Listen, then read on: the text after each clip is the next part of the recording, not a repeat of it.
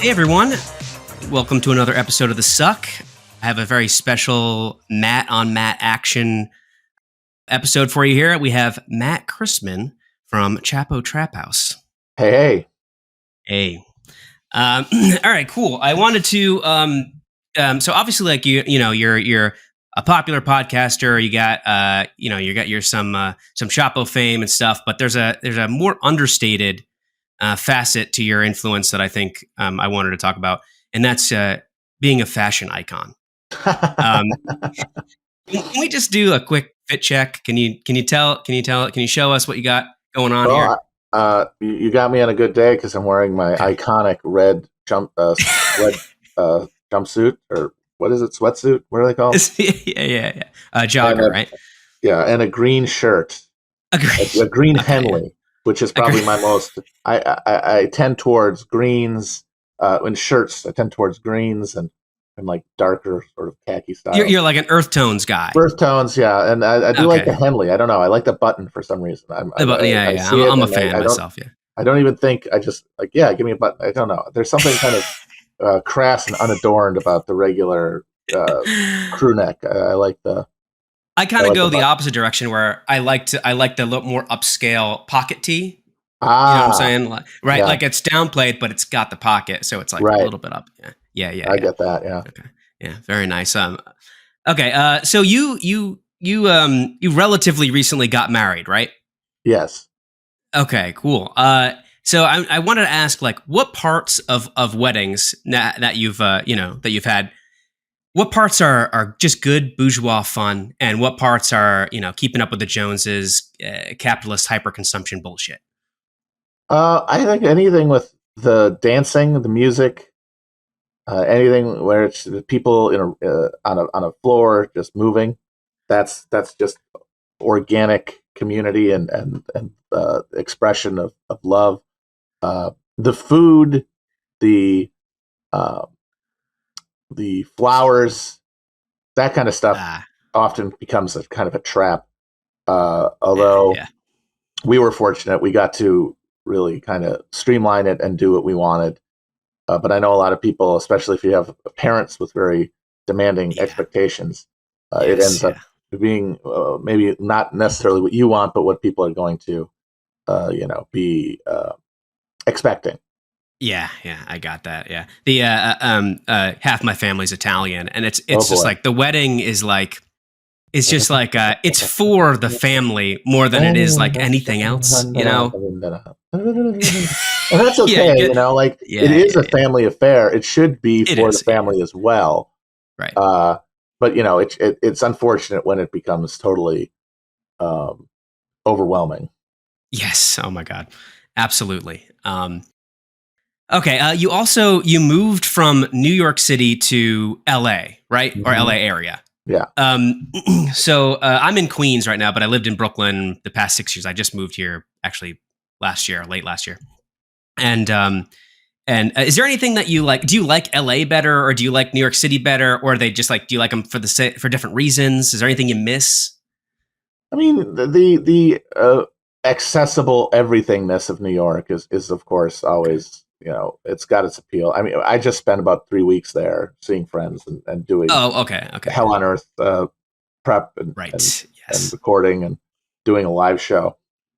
So that is there. But I mean, what it always boils down to is who you're around. And, I have here in LA, I have a good collection of people that are in a network and within relatively close distance. I don't have to fuck with the highways, which that's if nice. I did, I would probably go insane. The fact that I don't allows me to enjoy it more than other people probably do. Yeah, I've actually never been to LA, and I want to. I feel almost drawn to it, but I worry that there's like an LA guy inside me that is going to. Yeah, I mean, I've been kind of alarmed by the arrival and the creation of my own LA guy. But the manifestation of the LA man within you. Yeah, but it hasn't become horrifyingly overwhelming yet. So for now, I'm still good. But yeah, did you miss any of the food? The food's better in California. The food is way better Really? in LA than New York. That is one thing Really? that Okay. made me realize, Oh, no, I really fuck wanna this. go. Why am I even like just if you stop at a random place of any kind of food style, it will be better in LA. Okay. That's just that has been a consistent. And then going back to New York and having food again, I'm like, yep, it's better. It's not really a contest. Oh man, okay. I actually hadn't heard that before. Okay, I'm a bit like I like my food. I like to cook and eat and stuff. So it's always been like I've traveled throughout the U.S. I've been lucky. I just haven't been on the West Coast, and it's like nowhere really compares to New York. But then I hear L.A. like gives it a run for its money. Certainly, the Mexican food I'm sure is better. Well, no, obviously the Mexican food is way better. But like even like the ambient level of like Thai or Chinese, I think is better here. Really? Okay. Interesting. I mean, you got this is the breadbasket of America. Like this is where they grow shit. Like in New York, it's all that's all getting shipped over there. Yeah, shipped in. All right, cool.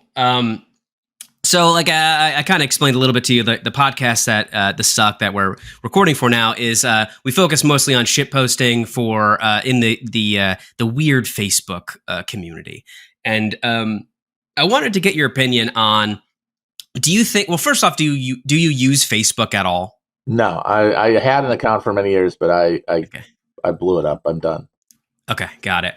Do you think that the different social media platforms have like substantially different vibes and that they fill actual different niches in like social interaction at all, or are they just kind of mostly the same thing with slightly skewed demographics? I mean, they're filling the same hole that people have, certainly, right?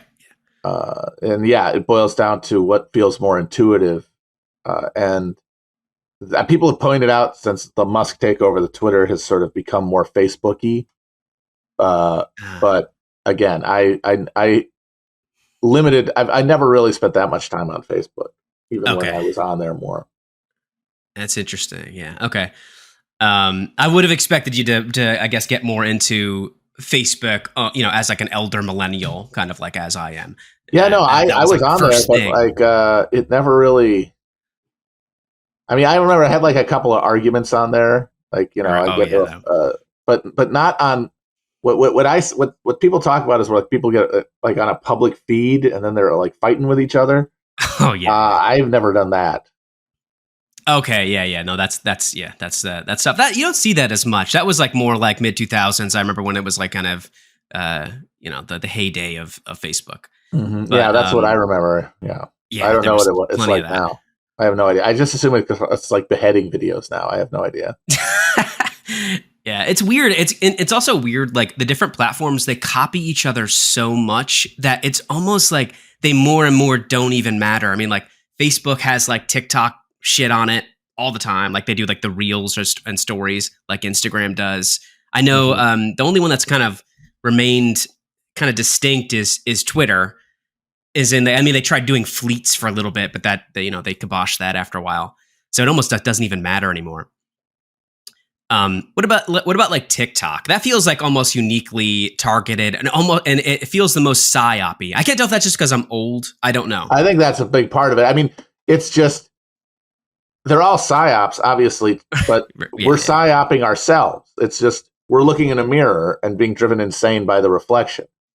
And TikTok is just what that looks like for people who've been raised on the internet and not just on the internet, but with a phone in their hand, which is a completely different thing. Yes. Like I cannot imagine being like a kid with a phone, like a little kid with a phone. And like TikTok, that is for people who were children with phones in their hand. Yeah. And so it's a degree of like speed and lack of focus and sensory overload that I can't really even get my head around. The new thing that I'm seeing is that they like they take like Family Guy videos, like footage of Family Guy and video games. So like, and another thing, like 4 different things on a screen at one time. Yeah. I've been just very recently. I've been seeing the thought of any silence or any non-stimulation is like is pain. Yeah, yeah, And that is, of course, terrifying because, it is in stillness that we find ourselves. And yeah, yeah. that's like, I find that in myself too. people want to talk about psyops like this. Oh, they want you to believe X or they want you to believe Y. The discrete content of the beliefs is meaningless. It's totally interchangeable because we're not doing anything with our beliefs anyway. What matters is our psychic state that is being generated, and that is one where we are constantly, ceaselessly in the need for stimulation, which can only come from outside and can only be provided by this marketplace of visual audio stimuli, which you then become totally enmeshed in and are unable to even allow for the possibility of some unstructured reflection to arise. Right. Yeah. I find that in myself too, where like I remember a time before all this, Yes, I'm old enough for all that stuff, right? And I can't even imagine like reflecting on having like being a fucking teenager. I mean, we had MySpace, and there was some element of this, but it was like not the level of just constant, unending content generation and being able to like that the social awkwardness and the social cloying that you find when you're a teenager or like a tween. I can't even imagine like how hellish that is to be like 13 years old with this fucking shit in your hand 24/7. Nightmare. Hellish. I wanted to ask you, where does the name Kush Bomb come from? Is it just you like smoking weed? It actually has nothing to do with weed. Nothing to do with weed. Okay. Well, there's a C for one thing, not a K. Well, yeah. I thought maybe Kush Bomb with a K was taken. And no, Kush was my college nickname, and then there were different variations of it that people would use, like Kush Sack, Kush Balls, and one of them was Kush Bomb, and I just thought that one made the best. That's the coolest one, yeah. Yeah. Kush Balls is less iconic, I feel like. Yeah, I don't think that would have worked. I'm I've been tweeting for a long time, but I don't feel like a super intense connection with like Twitter culture. I don't like interact with like a lot of people's posts, like even big accounts and shit like that. I just post because I compulsively post. I love posting, but I don't like get the like interaction aspect of it too much. But preparing for this interview, I looked at your, I follow you and stuff, but I looked at like people replying to your tweets and stuff. Do you read this shit? I honestly, for way too long, I did. Okay. Until it just became just too soul sucking, and I switched it to seeing only replies from people that I follow. Yeah, that makes sense. And that has been makes it much easier. Like it is, I honestly do see when people complain about replies and stuff. I do wonder, do you know you can do that? Because if you do it, it's just night and day. Like you have to choose to go looking for those annoying, enervating, random replies. So like if you're doing that, it's because you want that stimulation, and you say that this is awful, but no, you want it. You need a zhuzh. There's something missing. There's that silence that you can't sit with. So you need that sense of being assailed and oppressed. That is literally one click away from disappearing. Right. Gotcha. Yeah. I turned off. I eventually had to. Like, I have a comparatively modest following on Facebook, but like I'll get like sometimes I'll get like 50 to 100 comments on my shit, and I turned that off, and it's the same thing. It's just like if I want to go look at the fucking replies, I'll go look at them, but most of the time it's like not even worth it, So do you? What podcast do you listen to? And did you listen to podcasts before you started Chapo, or did you get into it like afterward? I listened to podcasts before. Yeah, I definitely did. Okay. Were they mostly like history podcasts? I mean, I'm a late adapter for all technology. Like I got a cell phone. Late. I got a smartphone late.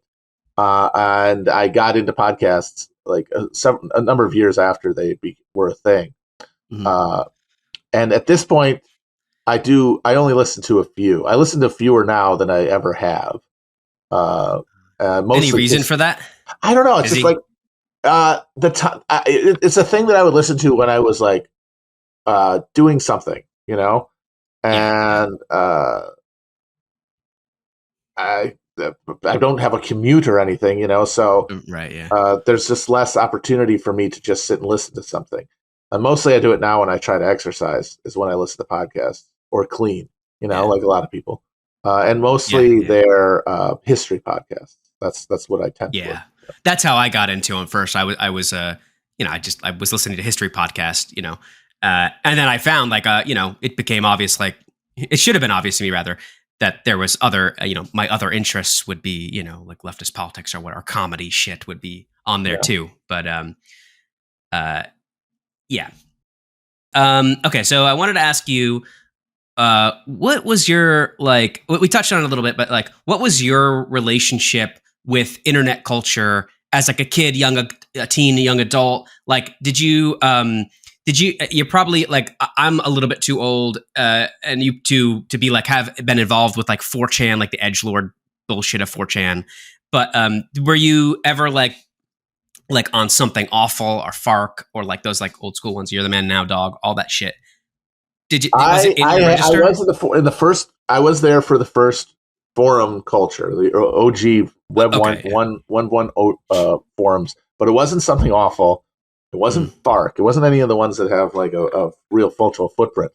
It was a movie review site called Mr. Cranky, and the gimmick is that it was an anonymous critic who I think was an actual film critic.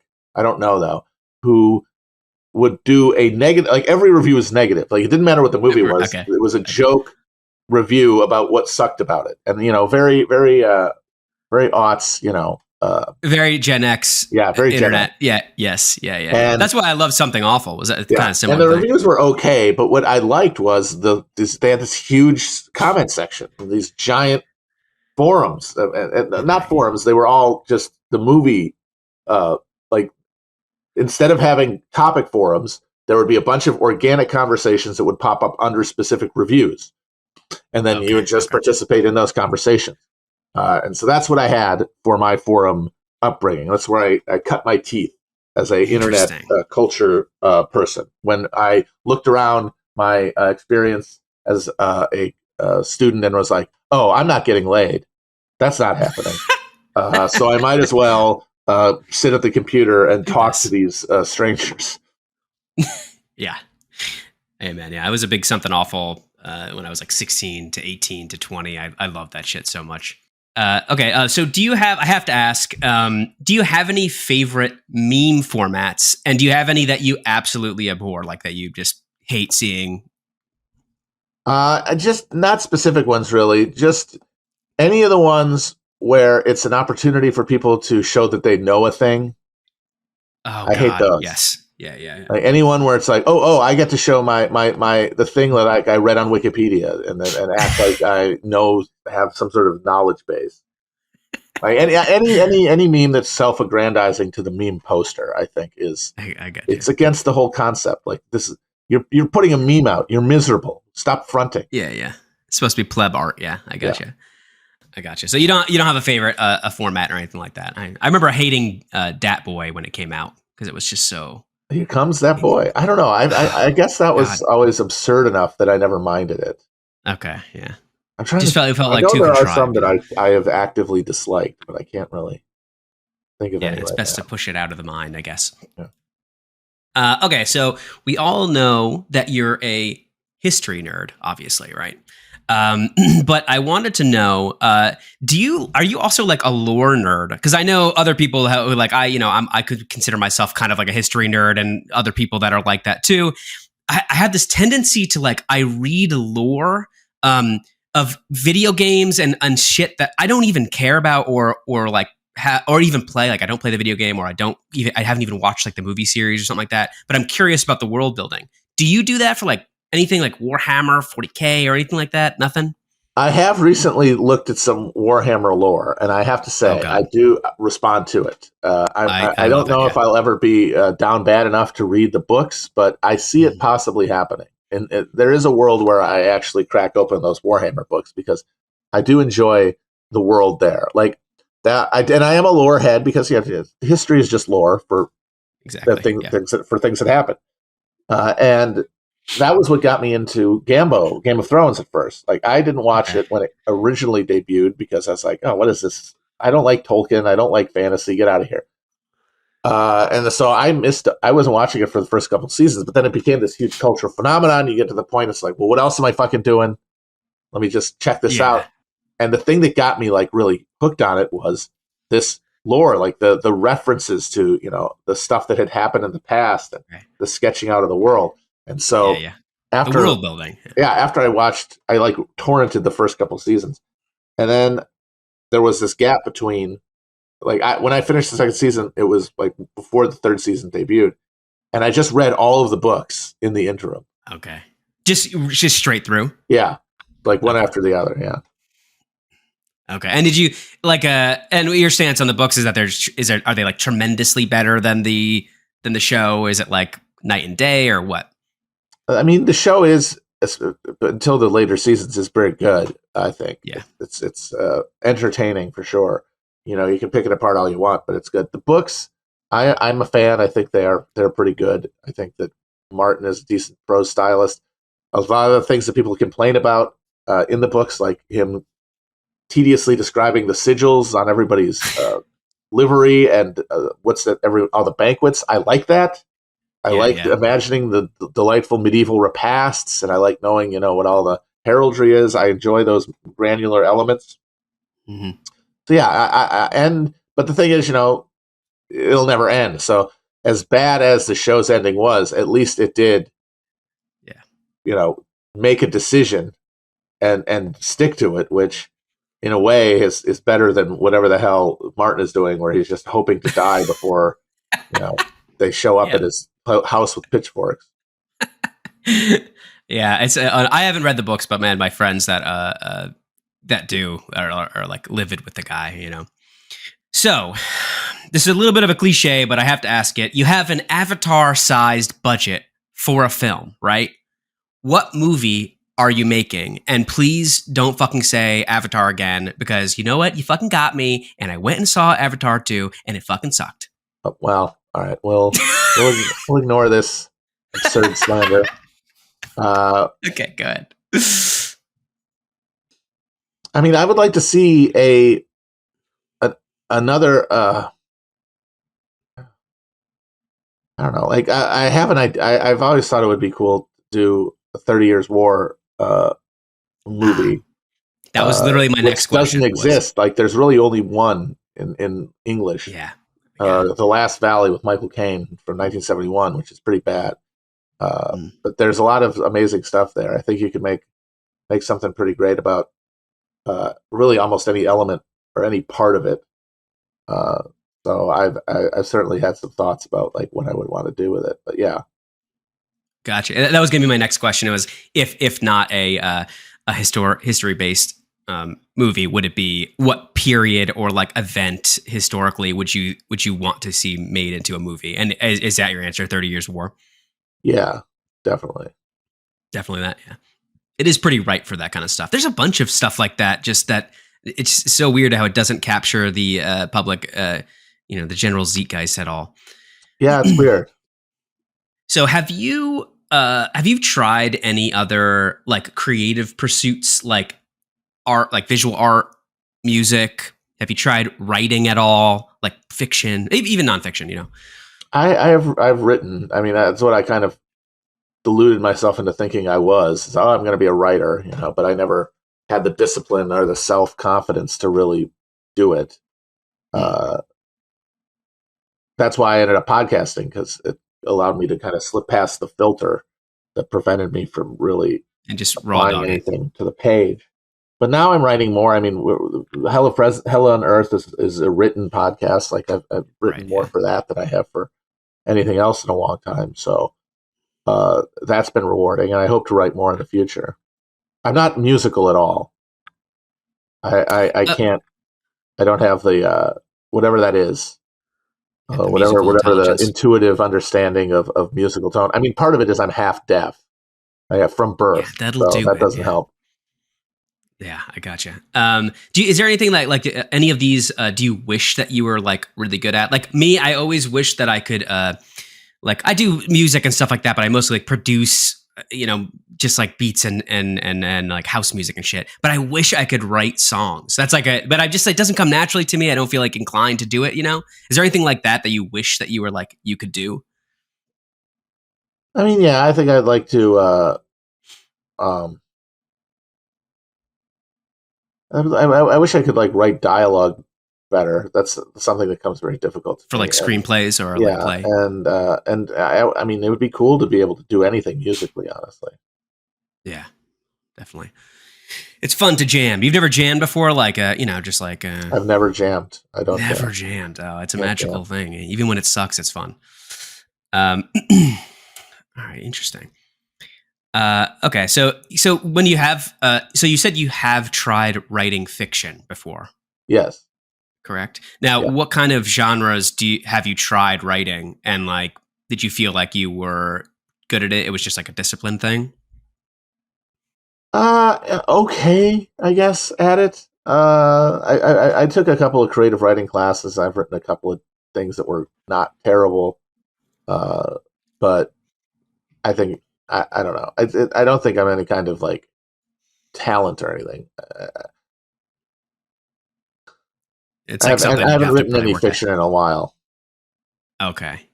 But like for that, like what kind of stuff would you want to write? Like would it be like alt history stuff? Would it be like, I know you said you're not the biggest fan of fantasy, but something like that, science fiction? I've certainly thought of like, if I wanted to do something big, it would involve alt history in some way. Like even if it wasn't alt history like itself, in some sort of using it in a meta context, because it is one of my it's one of the things that I like most about history is imagining alternative histories. I was a big Turtle Dove fan as a teenager. Okay. A Harry Turtle Dove. He writes alternative histories. His prose is dog shit, but it doesn't really matter because you just want to see what happens next. Gotcha. Although, like they range. Like he wrote this big long series about like what if aliens invaded Earth during World War II, and the humans had to like band together to fight them. Right. I never read because I'm like, aliens. That's not something that could actually happen. Right, yeah, it's too outside the scope. Yeah, but he's got this other big long series that I read that's about if the Confederacy won the Civil War, and it's like from the end of the Civil War till like the end of what would be World War II, and it basically the idea is that the U.S. and the Confederacy end up getting connected to the European alliance system, and World War I occurs in the United States also, or in North America also. So you've got like trench warfare in Virginia, that kind of thing. That's pretty brilliant. I hadn't heard of that. Yeah, and then the U.S. is allied with Germany, and the Confederacy is allied with Britain and France, and Germany and the United States win World War I, and then the Confederacy and France and England all go fascist, and then there's World War II in the United States with like Stalingrad being in Pittsburgh, and that's the kind of thing that I just enjoyed. What did every time does he deal with slavery at all? Every time a historical figure shows up in a different context, I clap my hands together like a little seal. Basically, black people in the South become the Jews of the Confederate fascist state. Oh, okay, that makes sense. Interesting. So you kind of piggybacking on this. I remember, I can't remember like what podcast you're on or whatever, but you had said kind of in passing that that the Civil War and Civil War history was like your video games or whatever. And when you were young and read it, and I wanted to know like, so I was like a Roman history kid. Like I devoured even a bigger freak than the Civil War people. Yeah, they're super freaks. But I loved it. I read every single thing I could. I read like biographies on Julius Caesar. I loved it, all that shit. But like, I wanted to know, and I've talking to other like, quote unquote war nerds, which I'm assuming you consider yourself at least somewhat. Oh yeah. Did you when you were a kid, did you put yourself in those situations? Like, hey, if I was a general, I would have done this, and I bet you I would have been great at it. And did you get a mental hard on for that? Like, little round top shit, like. I mean, yeah, who couldn't? You know, the idea Yeah. of leading the charge down down the round top, incredibly. But I don't know. I never had a lot of illusions that I was ever going to be a heroic figure of any kind. Mm. I mostly just did Monday morning quarterbacking and like getting pissed at George McClellan for fucking up and not using the goddamn army that Lincoln gave him to do anything with. Yeah, guy sucked. I mean, Oh there's god, no other way to just put it, sucked. really. Just Shitty dude. piece of shit. First round Do you? scumbag. Yeah. Awful. Do you think Grant gets too bad of a rap? I think at this point he's gotten a better rap. Honestly, at this point he might be overrated again. You think? Okay. Because he spent so much time just being unfairly dogged by Dunning School scumbags for being a corrupt alcoholic when most of the drinking he did was when he was hanging out bored in California, and he was as precisely as corrupt as any other Victorian government, because that period was when the U.S. state was brought into being by being essentially bought out by the nascent corporate capitalist class that had been built up during the war. But you know, he did a reasonably good job of fighting the Klan, although he was still not nearly as vigorous as he could have been, and there were people who had much more radical concepts for how to deal with the South. But right. You know, if we weren't going to do something about the gold standard, we weren't going to be able to have any kind of successful reconstruction. Absolutely. So you speak a lot about religion on your vlogs. And I'm a big vlog head. I love them. I listen to pretty much every one you put out. And I actually have a confession to make. I saw live when you busted that fucking chair, and that was hilarious too. I can't believe I came back from that. That should have been the end for me. Just seeing you like peek over the thing, like honestly, it's like people are way too forgiving of that because that's just no, it was great, brutal. You were like mid rant too. It was like it was perfect. Couldn't have happened at a better time. It was a piece of shit chair. Was it like an IKEA chair that you picked up? Yeah, it was like held on for too long. It was like one of those deals where it's like 4 screws holding the whole thing together. One of them was off, and I just like had it propped up on a metal thing and thinking that would be enough. And then it's like, no, it will not be enough. Amazing. So, right. So sorry. You speak a lot about religion and religious history, and even philosophical topics. That's like kind of like the theme of a lot of your vlogs, right? If you're not talking about history directly and like the books you're reading.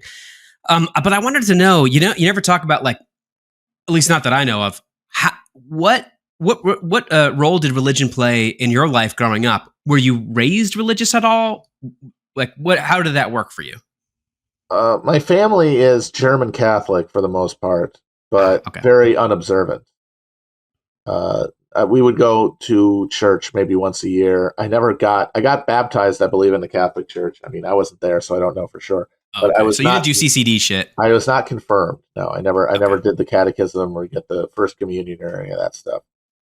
Gotcha. So it was a lot of imagery, especially at my grandmother's house, because my grandmother was not Catholic. She had converted, I guess, for my grandfather, and she had like the fervency of a convert. So like there was all these there you go. Gory crucifixes on the walls and stuff, and saints cards. So that like the imagery was very redolent, and that had an effect on me for sure. Like the gothicness of it, like it got into my head, but I didn't get a lot of exposure to the church as an institution. Gotcha. I was raised like pretty strictly Catholic. I mean, we went to church every single fucking week. Oh man, I did everything. Like because all I remember was hating it every time we did go. Yeah, I mean, I hated it mostly, but I, as a kid, like you like the youth group because you're just going to. There's shitty parts about it, but you're going to hang out with a bunch of people your age and you're having fun. At least, But same with me. Like, I mean, I was tremendously and still am influenced, willingly or not, by that kind of shit. Like the imagery, it influences like all the visual art I make. Like even when I try not to.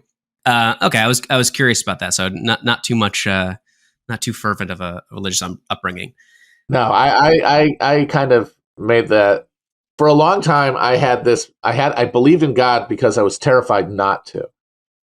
So I was just like, no, God's real. And then I was just made very, very uncomfortable by anybody raising any doubts about God existing, because then I wouldn't, it's like, if that, because I was just scared of dying. I got like the fear at a very young age. I even have the memory of getting it. I was maybe, couldn't have been more than like 6 or 7 years old. I just remember being at my grandmother's house, in a bed, just thinking about, trying to think back to, before I was born, and I just had that like moment, that realization of like, oh, like there was nothing, and so what does that mean after? And so Right. Yeah. Yeah. I this kind of, uh, coldness in my stomach that kind of stuck there. So I took God as a concept, as a sort of a life raft, but I didn't want to really do anything. Like, I didn't want to go to church, that's for sure. I thought if I don't break any of the 10 Commandments, I will go to heaven. I thought it was like that. All I have to do is not do any of the bad things in the 10 Commandments, and I'll go to heaven. And I would have like superstitions. Like every time I rode my bike past the Catholic church that had a big statue of Mary in front of it, I would cross myself. Oh, And I thought, like, if I did that, then I go to heaven. But by the time I was a teenager, that started to dissolve, and then I was just left, with the horror, which just sort of sat there as a dull roar for most of my adult life. And I've finally, in the last couple of years, I got to the point where you can't keep it away anymore, and then you got to confront it, and I feel like I have done that, and I'm less fearful than I used to be. But it's, I still, the cost is I have to, be thinking about it as opposed to trying to not think about it. But thinking about it isn't as upsetting as it was then. Yeah, it's been interesting to, from as an outsider, to be able to view the vlogs from that kind of perspective. Yeah, it's been interesting for me because having been raised so Catholic, I had like a cringe atheist phase in my early 20s, right? Because I just immediately, I did the cliche thing, which I feel it's embarrassing as fuck to like look back on, but it is insane to have watched the weird resurgence that Catholicism has had in like, it's just a strange, and it's weird because it's not even like the Catholicism that I grew up knowing. It's like a much more conservative. Oh, it has nothing to do with Catholicism of any kind. It is just it's internet resentment. Mm-hmm. Like, it's just people who want to own the libs, because Catholicism is what liberalism arose in response to. Right. So therefore, we can go back in time and reclaim this thing, even though we are fully liberal subjects. We can match it just by memeing. We can meme ourselves into a pre-liberal, pre-modern conception of the self. And it's like, I'm sorry, you're not doing that. You're just, you're still doing liberalism. I'm sorry, you're still a lib.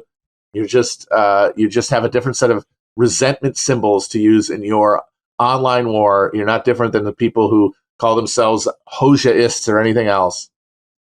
It's just a politics of internet resentment. It's not real connection to any kind of religious tradition. Yep.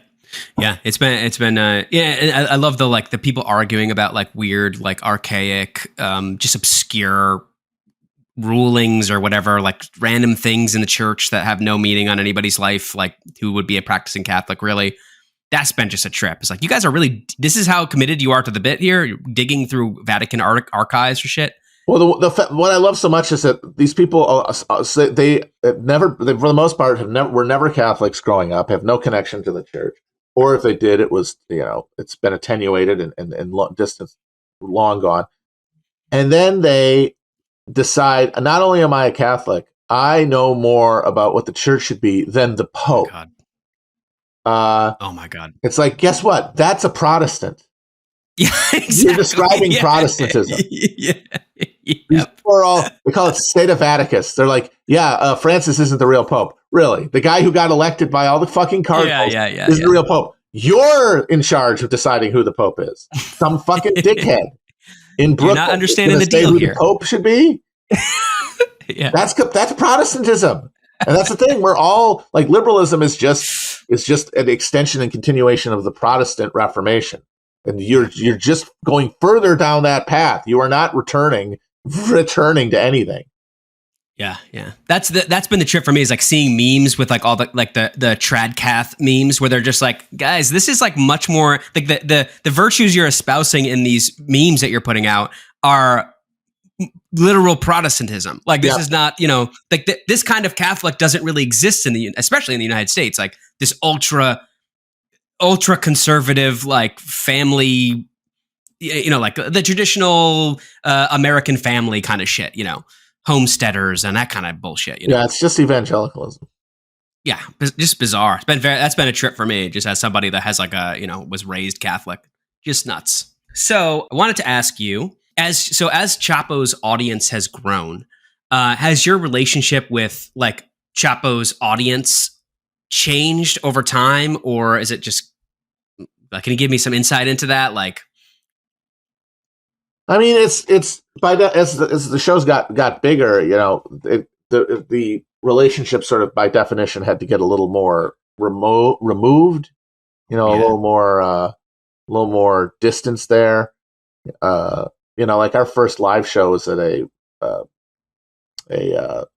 batting cage in Philadelphia, and it was just like 100 people in a room all sweating their balls off.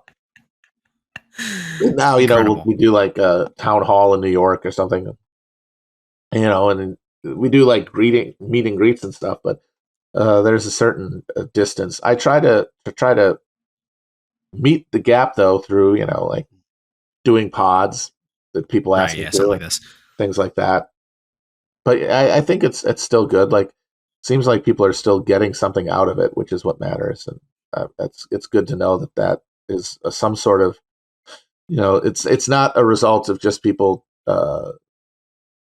trying to have a purely an imagined parasocial relationship. Like there is a value add beside that, which is gratifying to know.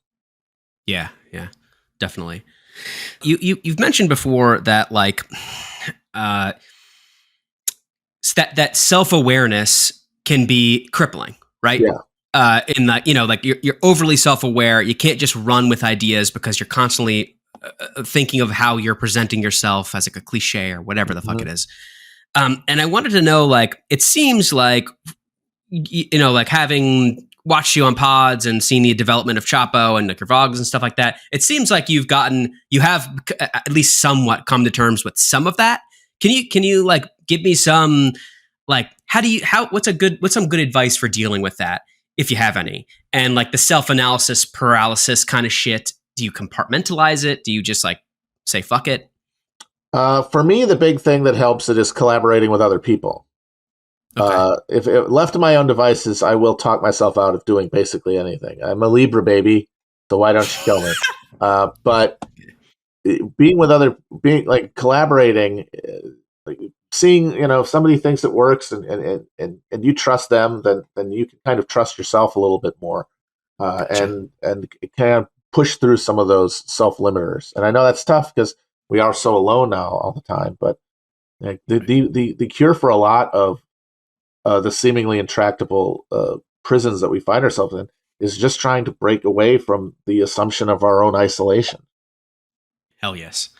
Yeah. Okay. Well, thank you. That's been something that just I've seen a lot in close friends or even acquaintances, and it's been just an interesting, weird phenomenon. And I know, I guess somewhat related to that, I wanted to know if you hear terms like postmodernism, metamodernism, even things like nihilism or postmodernism. Do those terms even have any value anymore in like general discussion, or like it just feels like they more and more don't mean anything, or they mean whatever you want them to mean? I mean, yeah, we're past any of those. We're past the point where any of those concepts describe anything a specific. We're in a dissolved. We're in the gray goo period, where we're fixing any perspective relationship between objects is basically impossible. It definitely seems that way, especially when you see shit like I don't know, man, like Jordan Peterson and stuff like that. It just seems like that guy and people like him. They just, I mean, they use they'll like in the same speech they're giving use different, qualify their terms differently, or just have them mean nothing or something that they don't like. It's just been it's been weird to see that, It's very funny with him specifically, the way that he condemns postmodernism as this force that has like dissolved society, which wrong. That's not how it works. Technology is doing this. It's always technology. Technology is always doing it. Technology is always doing all these changes. And then we find a group of people and we decide it was their fault because of the way that they intellectually responded to a technological change that inevitably overwhelmed the world as they understood it. Right. But like in the same moment that he's making this absurd conspiracy theory argument, the next day, like somebody says, there was a recent video where somebody said, "Do you believe in God?" And he said, "Well, what does believe mean?" And it's like, well, what are you doing now? You're up your ass in the exact same way as any Derridian. Yeah. Yep. Absolutely. Yeah, it's super weird to see that. With Jordan Peters specifically, like, because it's just weird because he'll like. He never like wants to say that he's like a Christian conservative, which is like essentially what he is, like in any functional way, Yeah. But he never wants to say it. But then he'll post something like it'll just be him reading the Lord's Prayer, and I'm like, well, you just say it, just like call the thing what it is. Like, aren't you being a little bit postmodern right now here, bud? Well, that's the thing is he doesn't want he wants to be considered more complex and thoughtful than that, which that's its own fault for not for being shamefaced about his own beliefs and not just be able to confidently state your religious convictions and not feel like you need to hide so that you look more interesting to people. Yeah, absolutely insane. Okay, so speaking of which, being on Chapo, you have to expose yourself just by virtue of the job you're doing to a lot of chuddery and right-wing bullshit, like the talking heads and the political commenters and all that shit. Do you have any that you, like, do you have any shills or anything like that you particularly like? Or like you find interesting or do you have a favorite? Do you have a favorite of the worst? I think Felix from Chapo and I, at least, I don't know if Will agrees, but I know we both love, like, genuinely kind of like Bill Mitchell. Bill Mitchell, because he is very earnest in a way. Like, obviously he believes bad things, but unlike with a lot of these guys, you can kind of see how it's a result of him just kind of being dumb, as opposed to it's necessarily not a grift so being much. Malevolent. Okay, yeah. And so that is affecting, and he seems to have like a real sort of childlike innocence in some respects. And let's not forget, in 2016, he was the Nate Silver because he said, "Fuck the polls. I know what the vibe is. I know what I feel in my heart," and he was 100% correct. He was correct. Yeah. Okay. Yeah, it's I always like I expose myself to it a lot too, like the right wing media circuit and shit like that, just out of because it's fun to hate on. But like it's weird because so many of those guys like Ben Shapiro and shit, they're so saccharinely grifty, like just blatantly intellectually dishonest. Even if you like agree with them, it's like weird. And I never got that. Like, hey, do you guys like the grift? You know it's it's at least somewhat grifty. You can just kind of taste it. It's like palpable. Well, those guys, the thing about a guy like Shapiro is that he wanted to make movies. He wanted to be a Hollywood. And he does now. And now but he had to sacrifice any kind of artistic integrity to do so. And I think he knows that in some respect, and that's why he's fucking miserable. But yeah, he's a guy who wanted to be. I mean, that's what everybody really wants. Nobody really wants to do politics. Politics is for losers. Politics is what you do when you didn't get what you really wanted, and then you find politics is a fantasy realm to try to enact some sense of power over a life that has disappointed you. Right. Yeah. Yeah, well put. This one might be a little invasive. I wanted to know, you're a married man, And do you plan on having kids? Do you want to have kids? Is it like something that you've considered? Definitely considered it. Yeah, it might happen. We'll see. Might happen. Okay. Yeah. Interesting. Okay. Yeah. Do you have any like? You have touched on it before, but do you have any like advice for people who do want to have children or think that maybe they shouldn't because of this particular weird and kind of shitty, bleak juncture we're at? Or it feels I like don't. that. I don't think. I hope that there aren't really people who are not having kids for that reason. I think that a lot of people who say that have other reasons that they don't want to have kids, and that becomes like so they can be like, I'm. Like it's the magnetic. Like I'm sparing someone misery. Right, I am being virtuous by denying this. Mm-hmm. I think that is part of it because it's. I'm sorry. Like, yeah, things are going to get bad, but when are things not bad? When is the possibility of catastrophe not baked into the reality of existence? Like, there is no time and place where human living as a person, like, unless you take the total Schopenhauer view that it is always and forever worse to be born, which some people do, the Tom Ligotti thing. Like, if you're a Ligottian, go for it. But if it's just because, what if there's climate change? Like, well, what if a meteor hit? What if there's a zombie? Like, if there is going to be catastrophic climate change, but there is also going to be humans responding to that and dealing with it. Right. And even if it wipes out humankind, there's still a place for humans to respond and try to build something in the ashes of anything that collapses. And the only way that happens is if people keep making people. Gotcha. No, yeah. I agree. I mean, especially like it's like you look at times where like, well, I don't know, living in Eastern France or something during fucking World War I or whatever, like certainly that seemed more bleak than right now in random middle America. Yeah. Okay. So like, there's been a big push for working from home, and that's been like a big thing for a lot of people, especially like white collar worker, millennials and such. And it seems like it, from my own experience and talking to other people, it seems like to be even more alienating than working in like an actual office.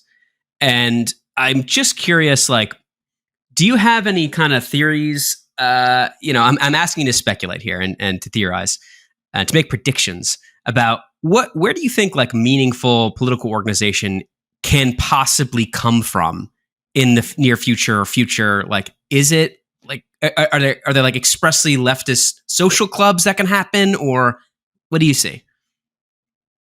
Well, it's tough to talk about this because one thing that I'm pretty convinced of is that all of the forms that we have now to try to communicate political mobilization and meaning are part of a structure that exists to deny the reality of our era as opposed to engage with it. And the reality I mean is just how deeply depoliticized we are. And that repoliticization is going to have to occur off and outside of the structures of politics that we now have, which are fully enmeshed in like this partisan contest that diffuses any energy away from connection, because it insists upon dividing people through cultural signifiers that are demographically generated. And politics engaged in those channels can only reproduce the structures that are part of this depoliticized spectacular politics. I do think that necessity is going to bring people to the realization of their need to cooperate, but what's going to cut through the seemingly intractable miasma is going to be collective engagement with specific grounded goals, which that's not politics as we understand it. The larger push towards like a platform or a vision. I don't think that there's really any future there. I think that will come about like after more grassroots survival based organizing coheres. And all we can really do is be prepared, and not like for some judgment day, but every day to address ourselves to the people in our lives on the questions of our survival and flourishing. When you say like specific things, do you mean kind of like things like unions, like maybe not in the traditional sense, but like a push towards that kind of thing? Yeah, like people at workplaces, fighting for their livelihoods and dignity. Probably people were fighting to keep roofs over their heads, that kind of thing. But it's going to build networks of solidarity that will cut through a lot of the stuff that seems to deny any hope of coordination, because those things that so divide us are for the most part not related to our daily lives. They are related to our demographic status and our the way that we recognize ourselves versus the people that we define ourselves against. But in the thick of it, we rebuild new connections and new understandings of not only our identities, but what it means to be interconnected and dependent on others. Yeah, gotcha. I did want to touch on things like Chat GPT and AI art and how that's going to affect. Like, do you see that as something that's something like the tip of the iceberg? More things coming. Like, how is the average worker or American or just even global worker going to be interacting with this? Like, do you see what kind of changes do you see in the future for like the average person? Use it, given that these like big pushes in AI, these crests are happening. It kind of occurred to me after there was the announcement, like BuzzFeed had a big stock jump when they announced they were going to integrate AI into their thing, is that this is just the next speculative bubble now that crypto kind of popped. Like, this is just another thing to push investment, to get people to believe that there is like a reason to be putting money into these ventures. But I don't really think that they are viable as any kind of replacement, because the extent they work now, which is not that well, is the extent to which they're pulling from stuff that humans have made. Right. And as soon as they start pulling only from things that other bots have made, it dissolves immediately. And it's not even there yet. Like, it's not good. Like, I'm sorry, like none of these AI things have been impressive to me that I've seen. But we're at a point now where it's just the only thing keeping the economy going, the speculative financial economy going, is the constant adrenaline needles of some tech fix, some tech horizon that is going to change the game. And it was Web 3.0 and the metaverse. Now it's the AI, and it'll be something else later. But I think that none of this is actually changing anything. It is just giving a momentary context to allow people to justify investing in these moribund sectors of the economy, because that profit rate is not going up anytime soon. Yeah, I didn't even think about that, but that's a really good point. I saw an interview with Chomsky recently that was like he called it just glorified high tech plagiarism, which is, I mean, somewhat true, but he also was describing kind of how anybody would write an essay. Yeah, like you go read a bunch of stuff and then you put it in some format that is recognized as like an essay. Right. Okay, we're coming up on the hour here. I just wanted to ask you two more questions. 100 years from now, in the bombed out husk of a Midwestern city, they're remembering Matt Christman. What would you like to be remembered for? Anything specific, or as a particular type of person, or because you did something? I mean, I'd like to think it's because I did something, but I'm, realistically, that's probably not going to be it. I'm not a doer. If I was going to do something, I probably would have done it by now. But who knows? The future is unwritten. I don't know. Maybe just some idea, a slogan, a symbol that helps people come together. Just Gotcha. a thing, a representation of an idea of the possibility of human connection, and what what we are truly capable of by bringing it together. Well, I gotta say, watching you broadcasting yourself trying to do something has felt like doing something, at least to me. And I think many other people agree. Thank you. And the last thing I wanted to ask was, do you have any questions for me? Just a regular schmuck. You got any questions for me? How you doing? You okay? Are you okay? How you feeling? I'm feeling pretty good. I mean, Hey, I got an interview with Matt Christman. It's not too bad, right? For my little rinky-dink podcast. Not too bad. Okay. I thank you for your time. I really appreciate it. And if you ever need anything, hit me up. Absolutely. Okay. Thank you.